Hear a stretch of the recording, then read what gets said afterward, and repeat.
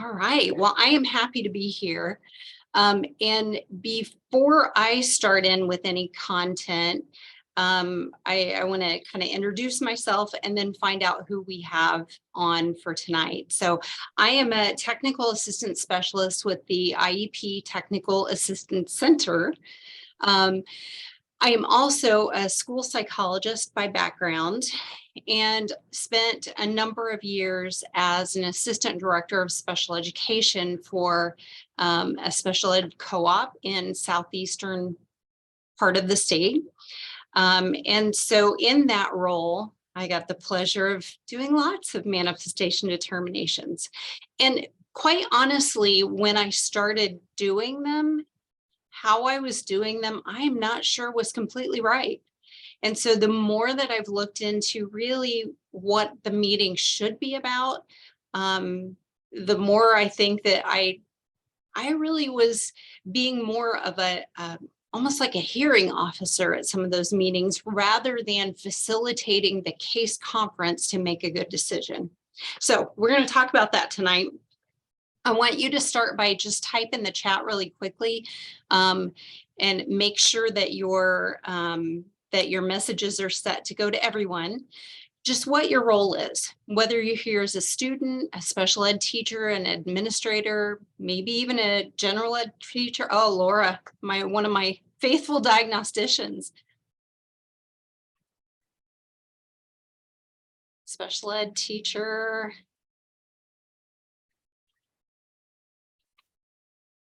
Lots of special ed teachers. Director.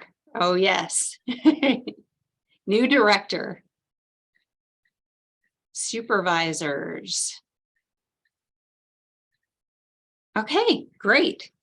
So a lot of you will get, I don't know if I'll say the pleasure really, but the experience of helping to either attend or to lead manifestation determination meetings.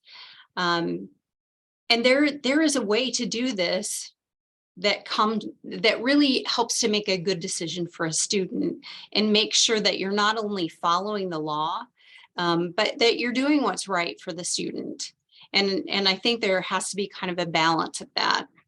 So I'm going to start off by kind of going to the before piece. So here's what I want to cover in our short period of time tonight. One is just in general talking about that challenging behavior. We have challenging behaviors in schools. And I really do feel like, I mean, I sound old when I say this, that, things are just getting worse. But in many respects, they have. And I think COVID was kind of a turning point of when we got students back. We had a lot more challenging behaviors, especially with the younger students. I've seen more manifestation determinations for students who are young because they are really struggling with behavior in general, not always necessarily due to their disability, but just with, I'm not used to school. I'm not used to following directions. I'm not used to following rules. Or I've experienced some really terrible things and school is the last thing on my mind. So, I think things have changed a little bit and we're dealing with a lot of things, and it falls upon us as educators and professionals to flex, to change, and to figure out how can we meet up with the current situation. So we're going to talk about behaviors in general and the prevention and response piece. Move right into, okay, well, when things do happen, now what? When do we have to deal with this? And at what point does it become a manifestation determination meeting? And then when we do have those meetings, how are they supposed to look? What are we supposed to do?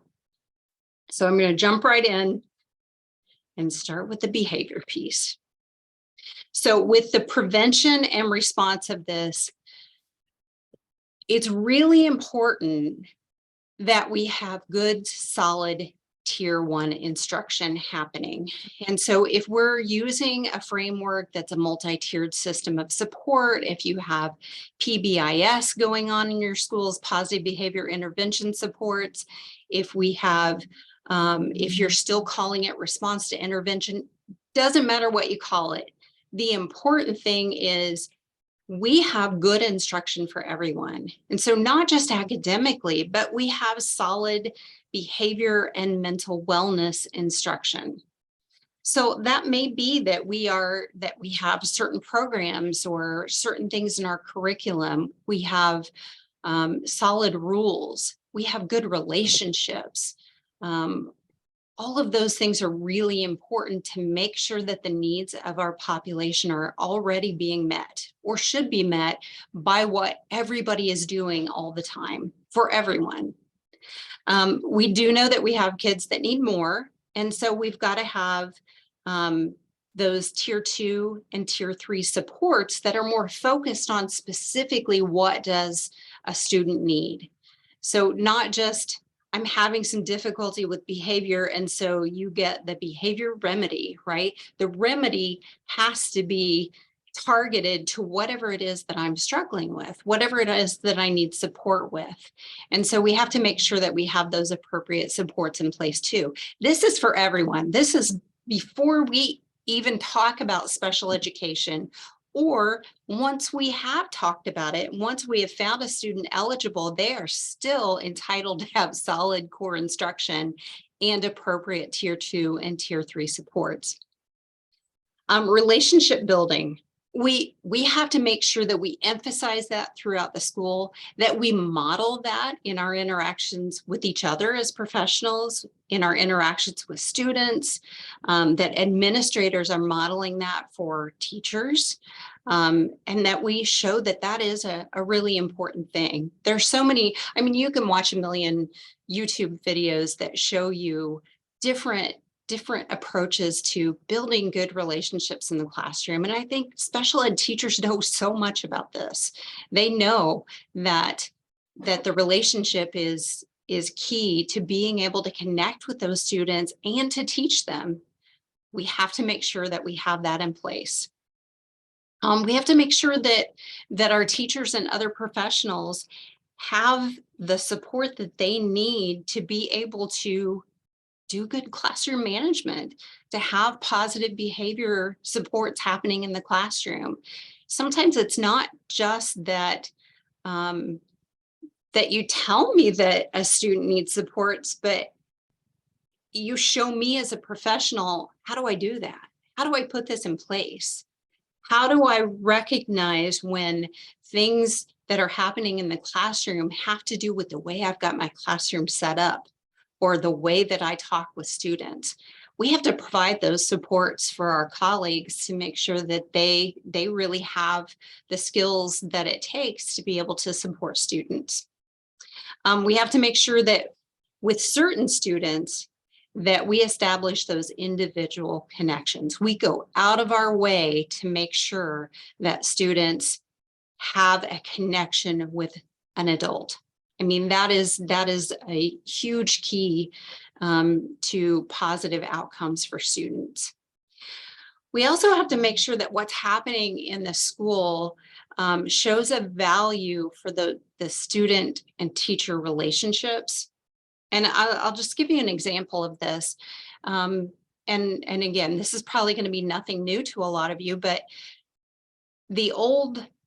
a student acts up in my class and I send them to the office, they get dealt with and then sent back to me, really doesn't value my relationship with that student. So in some buildings, you have administrators who say, you know what, if you're having a challenge with a student, I'll come to your class, I'll cover your class for 10 minutes. You go out and keep that relationship with the student, address the behavior, work through it, and then come back in the classroom. And that really does show that value. For something to happen outside of me even knowing what's going on really does not repair any sort of relationship that might have been damaged with the student. And then we need to really shift to considering using consequences with students that teach something, that teach a behavior skill that a student doesn't have or that they need to practice more. But there's so much that is just punitive in discipline. And we know that many of the disciplinary actions don't really have any effect. They may have a little sting to them, but they don't really change behavior. So we want to make sure that whatever the consequences are, they are something that is truly disciplinary. And the root of the word discipline is about teaching. So making sure that kids are better after a consequence than they would be if a consequence never happened. So some other things related to prevention is just making sure that we have good communication happening even within our building. So good communication with the students, but good communication as far as talking among our staff members. So making sure that you as the teacher find out really early in the game when something's happening so that you can intervene.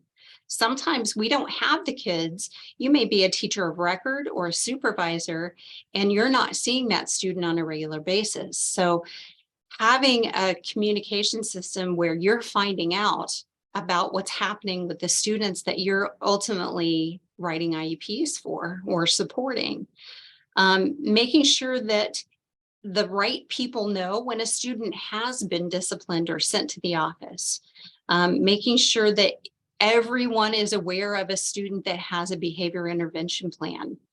Really, really important there. We don't want to ever get caught in a situation where we didn't follow the behavior plan, or, you know, some person didn't get notified of what their responsibilities are.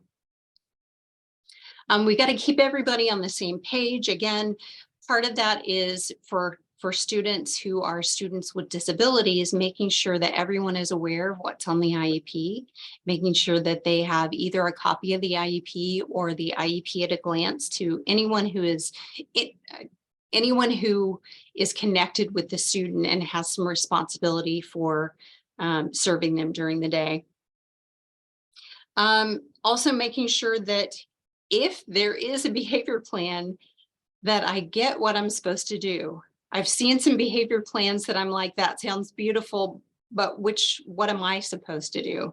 What are the steps that I'm supposed to take? Because sometimes we have maybe classroom teachers or other people in the building who think that the BIP is implemented only by the special ed teacher, which we know is not true. Everyone is responsible for making sure that that plan is followed. And then we have to make sure that everyone really has a good understanding of what constitutes a removal. And we'll talk about that here in just a little bit. So making sure that everyone knows how important it is to keep track of a removal day. And again, I'll explain that here in just a minute.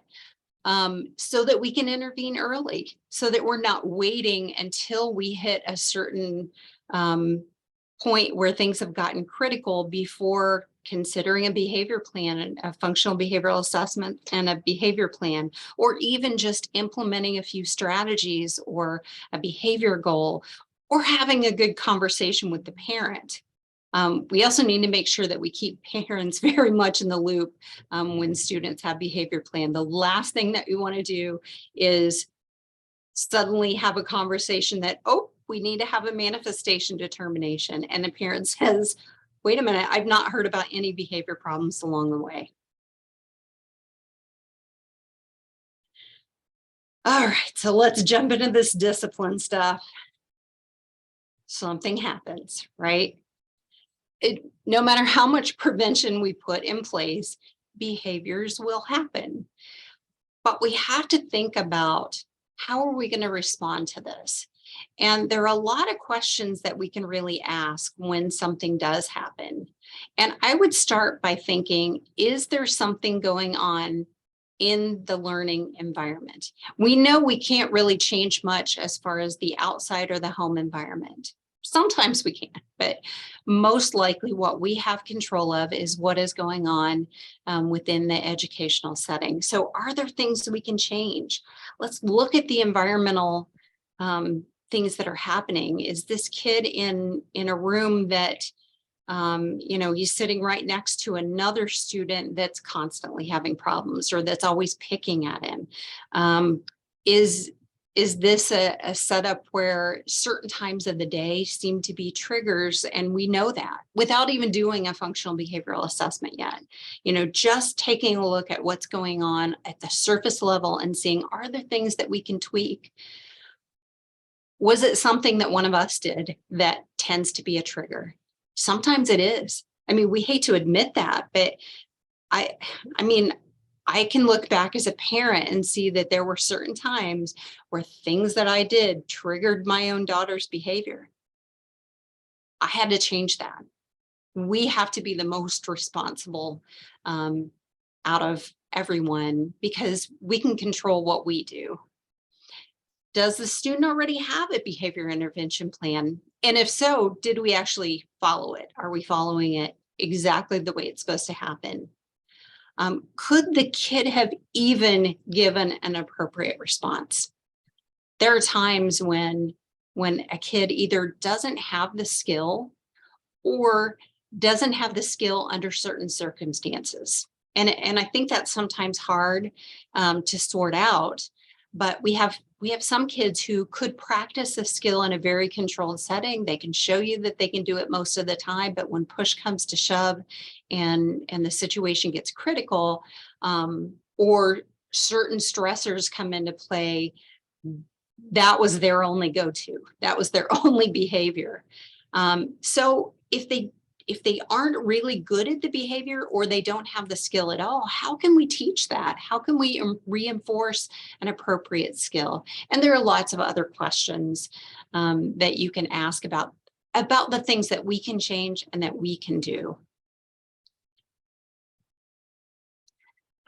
We also need to think about kind of the circumstances around behaviors. So I would always take a look at whether or not the teacher-student relationship has been affected. There are some things that kids do that they misbehaved, they broke a rule, whatever, but the teacher's opinion of them is no different, right? Tracy was talking about before we got started today that a lot of her high school manifestations have been related to kids vaping or dabbing, right? Really doesn't hurt the teacher any. It breaks the rules. There have to be some sort of consequence to that, but there's not really a whole lot around repairing that relationship. Now, a student who punches a teacher, there's some damage done, physical damage and emotional damage and relationship damage. So anytime that you have some kind of a relationship issue, and this could be for something as not necessarily minor, but simpler, I guess, as disrespect, cussing in class. Cussing in class probably wouldn't bother me, but there are some teachers who that's very offensive to them. And so it may be a relationship issue there. So if so, we've got to make sure that we take some steps to be able to fix that, whether it's a sit-down conversation, somebody mediating that conversation. If I break something as a student, I need to fix it. All of those things we have to think about. And then kind of that last piece is to think about, are there other options besides a traditional removal, like a suspension or being recommended for expulsion? Because quite frankly, those things, they just don't have a lot of impact. They have more impact on parents than they do on students, other than affecting things like their possibility of graduating and things like that. So is there something else that we could do? And some districts have some good built-in options, and others it's, well, the book says this many days, this is what we're doing. And I think we have to sometimes branch out from what the handbook says when we're talking about students with disabilities. All right, so let's get back to removals. If we do go that route, and all schools do, to some degree, there is going to be some sort of removal. And the law really does just talk about, and when I say the law, I'm talking about Article 7, it talks about removals rather than really talking about suspension or expulsion.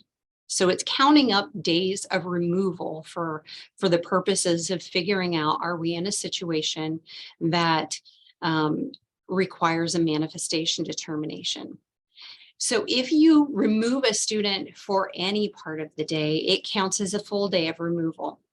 So if 2 o'clock comes along and you call grandma and say, can you just pick Sally up because, I've had it. That's a whole day.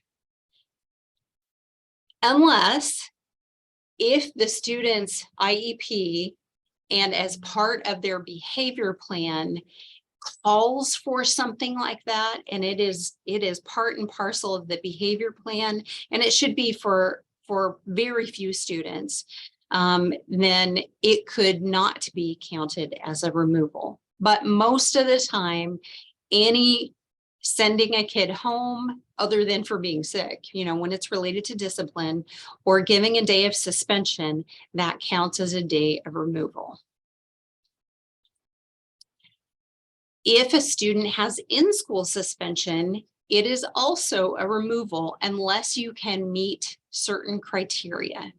And that is that the student has the opportunity to progress in the general curriculum, and they're getting their services. They're getting their special education related services that are listed in the IEP, and they are participating with non-disabled students to the extent you would have in the current placement. Now that gets to be very tricky because, number one, your special ed teachers in the building many times don't have the flexibility to say, well, I'll just go down to in-school and give 60 minutes of instruction to Johnny, who's in school suspension, because they're covering what they would normally do. So it makes it really difficult. Or it could be that this is the only student in school.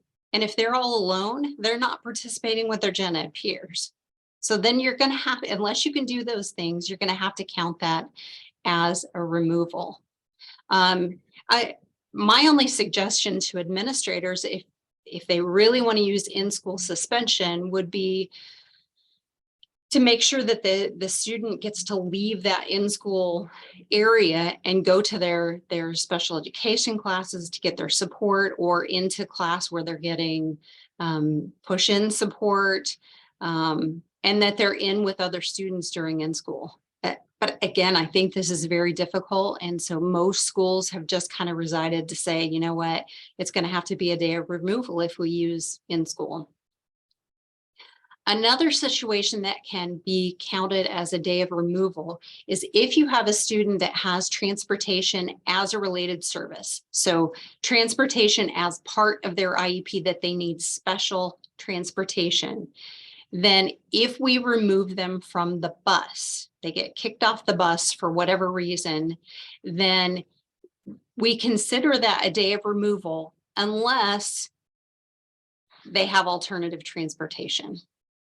So if the kid's kicked off the bus and they can't come to school, we have to count it as a day of removal. If the student, if you arrange for a different mode of transportation, or you pay the parents mileage to drive them to school and they get there, then absolutely that's not a removal and they can be at school.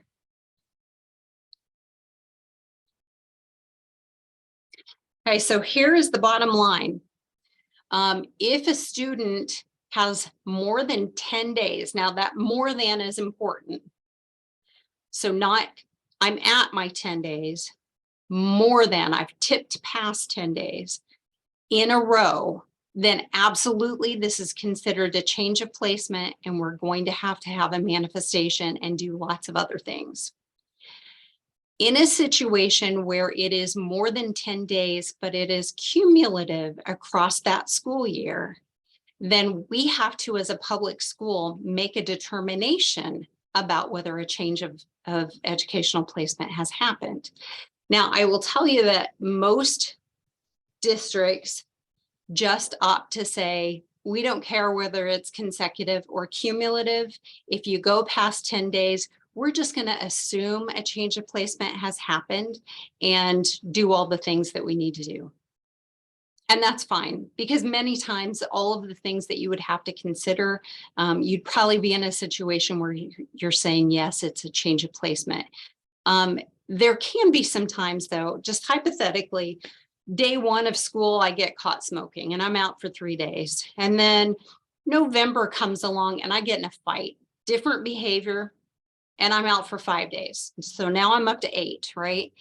And then I go until April 30th, and suddenly I'm in trouble for something else that gives me, you know, 4 more days. And so now that's taken me to 12 days. But it's different, and it's really spread out throughout the year. It is possible that we could say, you know what, it's not really a pattern of behavior. And yes, it took us past the 10 days, but we don't think a change of placement has occurred. It's a risk, though, anytime that you make that decision. So again, that's why a lot of schools just say, you know what, we're gonna do our thing and have our manifestation determination. So whenever we say, okay, yes, we're to change of placement, then the first thing that we have to do is we have to let the parent know, and we have to give them a copy of their notice of procedural safeguards. It's supposed to happen on the day that that decision is made to hand down the discipline that is going to take me past the 10-day mark. So I get in trouble, everybody looks at all the information. It may not be the day that I committed the behavior, right? Because sometimes the administrators are taking a day or two to look into the situation, interview people, right? And finally they say, okay, this is what we are convinced happened. Here's what the consequence is. The notice is going home to the parent to say your child is recommended for expulsion, or your child is going to be receiving this many days of suspension. Whatever it is that tips me past that 10-day, I need to send our actual notice of procedural safeguards home with that notice. Now, if it's absolutely not possible to get it in the parent's hands that day, then the law says the second best thing is mail it the next day. Put it in the actual mail the next day, whether we're in school or not. You know, if it's maybe we're having a PD day that next day, it's a business day, so we have to get it in the mail. And then we have to schedule and hold that manifestation determination conference within 10 school days, 10 instructional days. So again, communication is a really important piece of this, because if we don't know what a removal is and we're not keeping track accurately, sometimes schools go past that 10-day mark and then go, oops, I didn't realize we had that many days. Or the teacher of record is like, wait a minute, I didn't know this kid had been out that many days. And suddenly they're told, oh, you've got 3 days left to schedule this manifestation determination. Communication is absolutely essential in making sure that this all happens and that we stay within the law. Our teachers also need to be totally aware of if they have responsibilities while a student is in in-school suspension, in order to make sure that they provide those services if that's the intent. If we don't know, we can't intervene. So just keep everybody connected here. So unfortunately, sometimes we do get to that meeting, right? So let's talk about exactly what manifestation determination means. And this is straight out of Article 7. So this is what the law says. And I want to kind of pick this apart. So the first important piece is that this is an evaluative process. Doesn't mean that we have to do an evaluation, but it does mean that we're taking a lot of data and information and we're coming to some sort of conclusion. So we have to pull together lots of information in order to truly have a good manifestation determination decision happening. The next important piece is it is conducted by the case conference committee. And we all know who's on the case conference committee, right?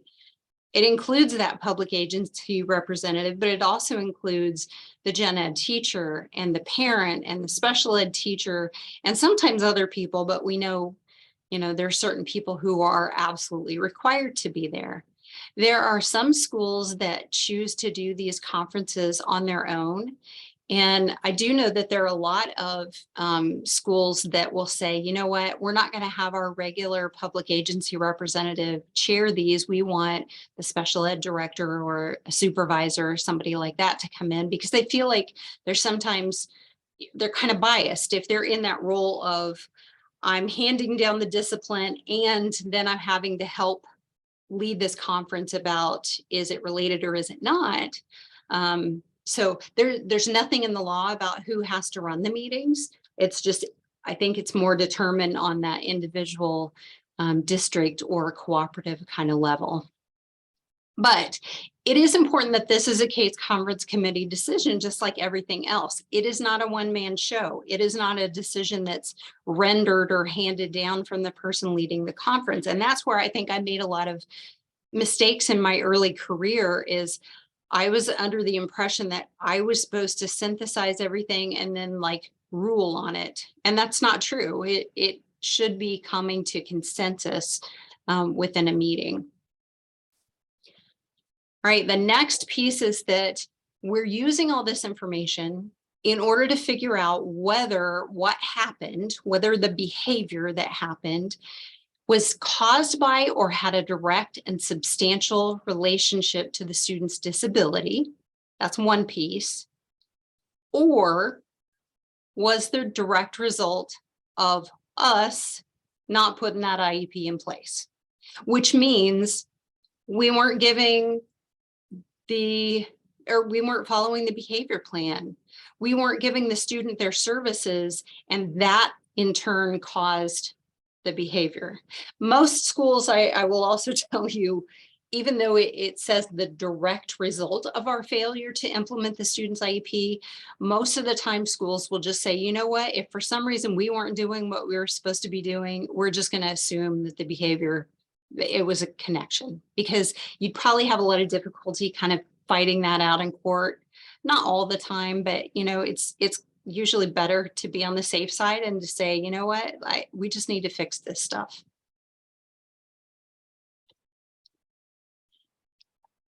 So that's what the meeting is all about.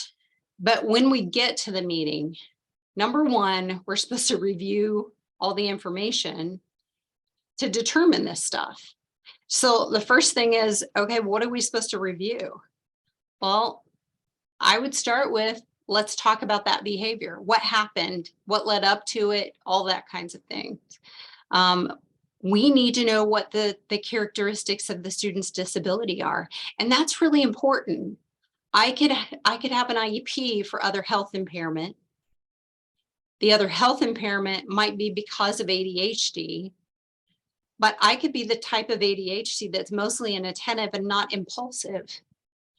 And we can't just assume that, well, this was an impulsive behavior and this student has ADHD, right?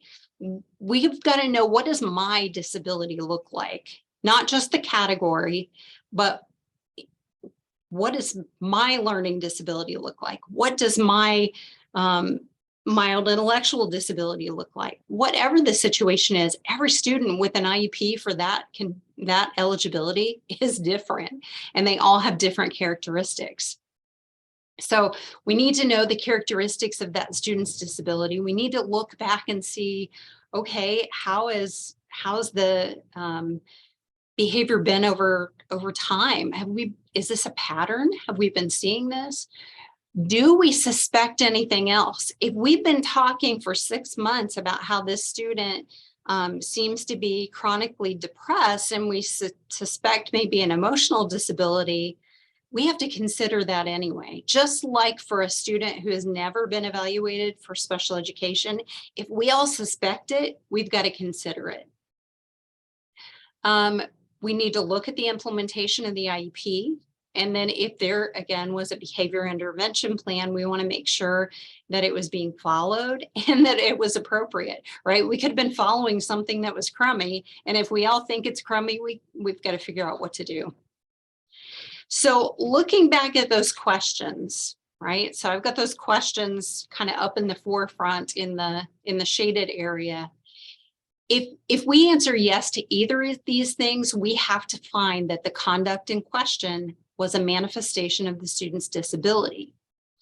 But if it's because of number two, because of our failure to implement the IEP, first thing to do is figure out why and fix it, right? We've got to take the steps to make sure that this doesn't happen again. So in doing that, we need to look at the root causes of why an IEP was not implemented. Sometimes it's because our staff needed some training about what to do. Sometimes it was just a breakdown in the communication. Quite honestly, for a lot of schools, it's that our people are overworked and trying to spin too many plates at once, and we don't have enough people. Well, we're trying to fix that. I know the whole state is trying to fix that to get you more help out there. But sometimes that's part of the issue. It could be a lot of things. But we want to make sure that we are looking at that and trying to fix that issue as quickly as possible. And then we also need to figure out whether or not there's any kind of compensatory actions that need to occur, because sometimes we look at the failure to implement an IEP and think, oh my gosh, this kid has not been getting their counseling sessions that were on the IEP all semester, and somehow we dropped the ball on that. So could be communication issues, could be lack of staff issues, but suddenly we realize we've missed 7 sessions of counseling for this kid.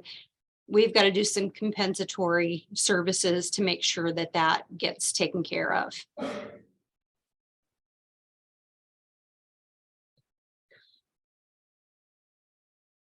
All right, so if we have said yes to either of those things, one or two, here's what the law says we have to do.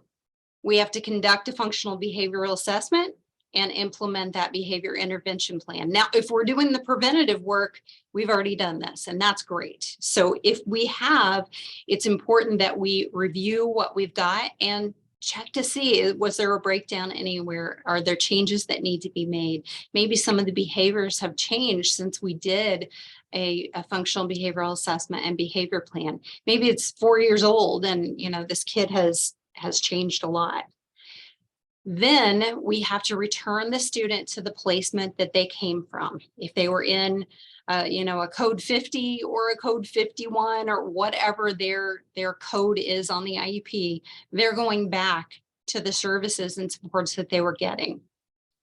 Unless everyone there is agreeing that we're going to make some changes as part of modification of the behavior plan. Now, that's different than what I think the understanding is out there in the state. Most of the time I hear, well, we've got to put the kid back where they were unless we can all agree to something different. And that's not really what the law says. It says that we are agreeing to a change as part of modifying that behavior plan.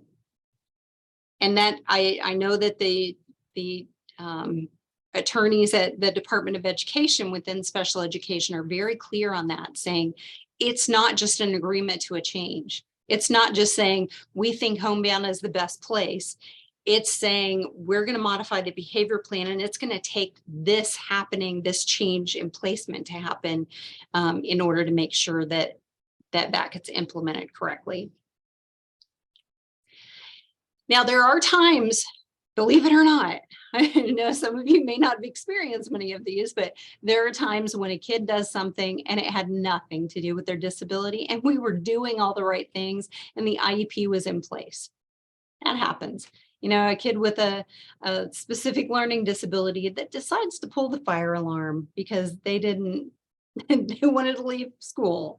Or I had a student once that I believe had a learning disability and brought marijuana to school. And the parents' argument that was that it was related because if this kid hadn't have been disabled with a specific learning disability, they would have had better friends and wouldn't have been involved in drugs. Well, that didn't really hold up, right? So you have to look at all those different pieces of information.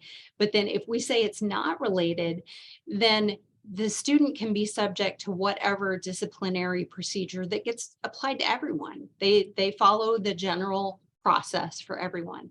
But we know that education services cannot stop.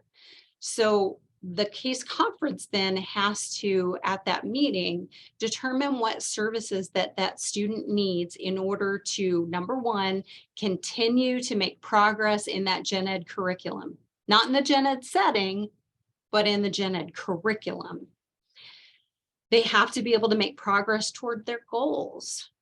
And if they need a functional behavioral assessment and behavior intervention plan, we need to get rolling on that too, because when they do come back from whatever discipline that is, we want to make sure it doesn't happen again, right? We don't want things to repeat.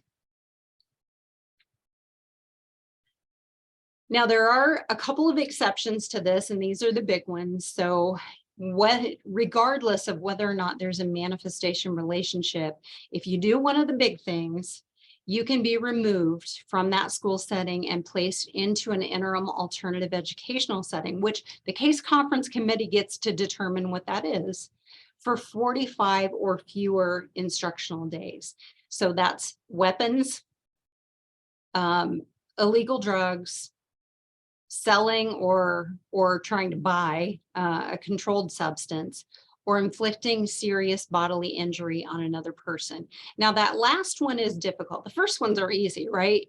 Kid either brings a knife or they don't. And then the school really, I mean, they know those things and they know what constitutes a weapon. Like there are certain knives that are so short that they don't get counted as a weapon. They still require discipline, but they don't rise to this level. But inflicting serious bodily injury is one that has caused a lot of controversy. That's because the guidance from the federal government on this has been that it has to be serious bodily injury. Like I lost an eye, I almost died. You put me in the hospital and I can't use my arm anymore. I had a teacher ask me one time, she's like, I had a student who stomped my foot, broke my toe, knocked out a tooth. I'm like, it isn't it. It still requires discipline. And I still think that you ought to have a really good conversation at that meeting about the most appropriate behavior plan and services for the student. But as far as being able to ignore everything else and just say, you know what, this kid needs to go somewhere else for up to 45 days, it has to be serious. And it can't be the potential of it. There are some provisions in Article 7 that say you could go to an expedited hearing if you feel like the kid has serious potential for causing harm to themselves or to another person. And that's kind of a different story. That's not something that the case conference committee would do at that manifestation meeting. So again, you're still doing the manifestation meeting because you still need the outcome. You still need to talk about these things and you still need to follow all of the things related to whether or not a student, what they did was connected or not, but they could stay in that interim alternative educational setting regardless of whether there's a relationship. So the meeting itself, make sure that the teachers who interact with the student on a regular basis, whether it's you or whether it's the gen ed teacher, that they know what their part is and they should be bringing data. They need some academic data because we got to know what it's going to take to keep this kid going, even if they're removed from the school setting, and definitely behavioral data. What are you seeing in the classroom? Specific information about behaviors that are similar or things that you've done to help support behaviors in the past, things that work, things that don't work, anything related to the student's disability. You know, if I have a student who has an emotional disability and I know that some of the characteristics of their disability is they explode when they're asked to do things that are difficult, and they knock over furniture, right? Maybe that's something we see on a regular basis for this student. I want to know, are the teachers seeing this, right? Because you're going to have some situations where teachers say, I have never seen this kid do anything even close to that. You've got to gather as much information. And I don't mean building a case to try and keep a kid out or bring a kid back. You just want accurate information. You want to be able to look at it from multiple angles so that you're getting the best picture that you can of what happened and the best way that you could support the student going forward. So teachers have to know, what their role is. But then when you have the meetings, and if you are the one running the meeting, you want to review that information and you want to talk about what happened around the behavior, but you don't want to rehash the whole thing. So what I would not suggest is anything that sounds like that you are reading the charges for the defendant and it sounds like a big bunch of legal stuff, right? Because number one, if you start a meeting off that way, you get everyone on the defensive, right? Parents, the administrator, I don't care who it is, everybody's like taking their position on things. The kids probably shut down already if they're involved in the meeting. There's no point to it, right? And there's no point also because you're not there to talk about whether it happened or not. Don't let yourself get pulled into a conversation about, well, he didn't do it. That's all sorted out before the discipline is handed down. That's the administrator who is handling the discipline. That is their job. They've already taken care of that. It's been decided that it happened. And therefore, our job is to now say, it happened, but it's our job to look at why it happened, how it happened, and is it connected with their disability? Make sure that you consider the disability characteristics of that student, not in general, right? We can't say all students with autism do this, this, and this. What does this student do that is part of their autism or whatever disability? And then make sure that you are involving the case conference committee because this, like eligibility, like proposing services, this is always a committee decision, and that includes the parent.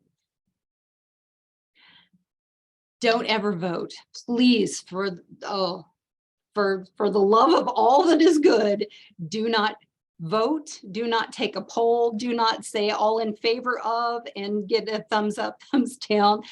Don't do it. Just like you don't do that for eligibility, you don't do that for determining whether or not a service should take place, because then it becomes a matter in a parent's mind of, well, you know what, next time I'm going to bring 10 people with me, right? I need to have more votes.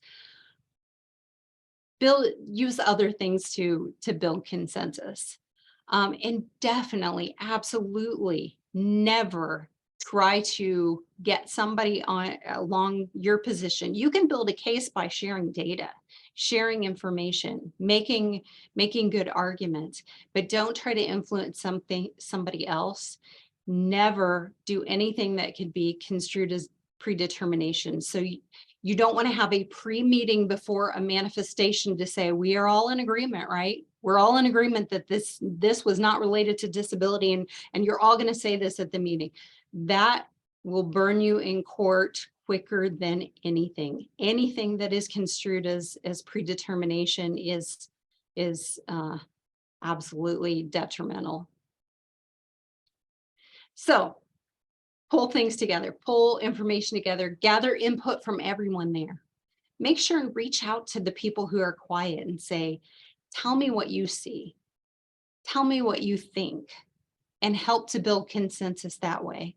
And ultimately, just like anything else, if we can't come to consensus, then the public agency representative is ultimately responsible for proposing what they feel like is a free, appropriate public education. And that would also include that manifestation determination meeting. Following the law. All right, so once we hold the manifestation, sometimes things happen again, right? Um, and that it just happens, right? We think we hold a manifestation, we fix things. Well, the kid had another behavior, and we've got to figure out, what do we do? Well, number one, let's look at, before handing down discipline, before adding to another removal, because you get another removal and you have to have another manifestation meeting. That can just, I mean, when I hear how many that some districts have, part of this is the reason that we just brought you back and you did something else, right? So let's think about this. What we do could really depend on a lot of things. Is it a similar behavior, right? And let's think about, okay, if we already had a manifestation on this and we know it was connected, why go to the trouble of having to have another manifestation? Let's not do a removal. Let's have a meeting that is about, let's make some changes to the IEP. Let's make some changes to the placement. Because if you're having a meeting and it's not a manifestation determination, then that conversation is wide open for, what about a slightly more restrictive placement? It doesn't necessarily have to be the same criteria as if we had been at that manifestation and said, we've got to get an agreement in order to make any changes, and it has to be pursuant to the student's behavior plan. Let's think about, do we need to make any revisions to the FBA or to the BIP? And is this placement decision even appropriate? Because if it's not, it's going to keep happening, and we know that. But I think what we have to think about is, did the removal work before? Why in the world would it work now? If we're back in that situation, oh, then we know that a removal is probably not going to help things. The 10-day clock does not reset after a manifestation. It does not reset until we start the new school year. So yeah, we could be, if we have one early in the year, we could be having them all year long if we don't make some big changes. So again, what else could we do instead of removal? And then we always have to remember that, just like anybody else, if we don't provide services to non-disabled students when they're removed, then for those first 10 days, if I get a suspension, I get nothing. Just like anybody else, right? I probably get a little penalty for saying, you know what, I don't get to turn in the homework that day, or, don't get a grade for something that happened. Whatever your consequences are for everybody, that applies for those first 10 days. Any day after day 10, I have to get something to be able to, again, help make progress in the general ed curriculum, make sure that I'm progressing toward my IEP goals. It looks different in every school, and it looks different for every kid, because some kids need a little support and some kids need a lot in order to make progress. And so your case conference committee has to help figure those things out. So some key things that I want you to take away from this before I look and see if we had any questions or comments. If we can predict a behavior, if we can get in front of it, we can typically prevent it. And most of the time we can predict it by looking at patterns, by keeping connected with what's going on. So again, I recognize that many of you may have students on your caseload that you don't get to see very often because you are a teacher of record, but they are maybe getting some inclusion support in the classroom from somebody else, or a teacher of service, or a paraprofessional. There may be kids that you know better than others on your caseload. And again, if you are a supervisor or a director, you may have kids that you don't know yet, right? But it's important that we keep a team when a student's behavior starts escalating, that team starts communicating, because the more that we share that information and we can start to predict, okay, I see a pattern here, let's get in front of it. Let's head it off at the pass and make some changes. relationships are key, whether we're talking about gen ed students, special ed students, teachers, relationships are incredibly important. And many times a relationship will help those behaviors be more positive and help us to be in a better situation to address negative behaviors when they do happen. If we want to stay compliant, we've got to communicate with our colleagues. That's the only way to make this happen. And I think it's also important to recognize that anytime we lose a student for a day, a week, a semester, those are all times when we aren't teaching something that a kid pretty desperately needs. And when we're talking about behavior, I mean, I could do an online reading program and gain some reading skills. But when it comes to behavior, you need direct interaction with adults, with other kids in order to learn, practice that behavior, see it modeled, all of those kinds of things. And so removals really are so negatively impacting what's going on. So Tracy, did we have any questions come up along the way? Well, we had from Laura. She said she was in a manifestation determination earlier this year, where the first part of the meeting was an initial evaluation meeting for the student. They then took a break, and the second meeting 10 minutes later was the MD. She says, I thought we couldn't really answer the question about if the IEP was implemented since we only had an IEP for 10 minutes. But the majority of the committee felt that the question number 2 could be answered because the evaluation process was conducted correctly. So the answer was yes. She says she's still not comfortable with that situation. And have you ever had this happen before? The only thing that I can really compare that to, because you're right, we didn't, if that student wasn't identified yet, then we can't really say that we have not or did either way implemented an IEP. If there wasn't one, then that's not a problem. Now, it'd be different if for 8 months we knew this kid had a disability and we delayed the evaluation, and like the kid has needed services and we've all known and it didn't happen, and so they weren't getting what they needed.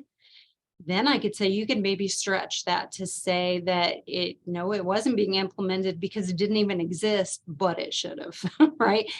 I guess it's kind of hard to say that though, because then you're setting yourself up for a potential due process situation for child fine failure. So yeah. But I think that's a good question. It's not likely to happen that often, but it does when you have a student who is falling under the protections of a student with disabilities, because we are in process or we suspected a disability. And so we have to kind of wait, put that on hold, do the IUP, and then if they're eligible, hold that manifestation. It comes up occasionally.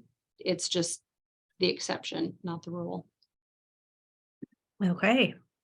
Thank you. I know we have a couple of people that have hopped on because we have our high leverage practices after this. It's on the same Zoom meeting. I did just link the PDF of the presentation. Ivy, you have your hand raised. Do you have a question? You can unmute. Yes, I wanted to know, can you talk a little bit more about like what happens next after we decide that a manifestation determination was made and we realize that, hey, this is a result of the student's behavior, because I'm just a little confused on like what happens after that, because seeing it played out in my building in the past when I noticed a student behavior was the reason, their disability was the reason for the behavior, the student still got expelled or something punitive still happened, even though the behavior was a manifest of the disability. So like, well, then that was wrong, because you should go right back to being at school. If it was, because it's kind of like, if I can't read and I go into the teacher's lounge that has a big sign that says no students allowed, I shouldn't get in trouble for that and have the same consequence as everybody else because I couldn't read it, right? So it's not fair to discipline a student and remove them in the same way. So if it's found to be a manifestation of your disability, then the discipline stops. I mean, you don't go forward with the rest of the discipline. You go back to school and we figure out how are we going to support you through this so that this doesn't happen again. Sure. Thank you.